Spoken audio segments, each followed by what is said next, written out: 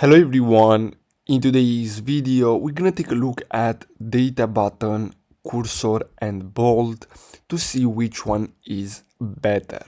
So as you can see, I have here a list with different pros and cons. So as you can see here, the main focus for Databutton is the no-code, low-code AI apps. On Cursor we have AI coding assistant, and on Bold AI dev platform for teams.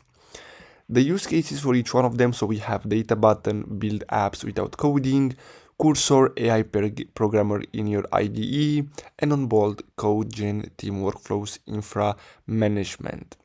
The strengths for each one of them, so we have Databutton, easy UI, great for prototyping. On Cursor we have deep IDE integration, fast autocomplete. Bold, we have DevOps plus AI integration, scalable projects. The cons: Databutton is limited for advanced devs, Cursor lacks app deployment features, and Bold can be overkill for solo developers.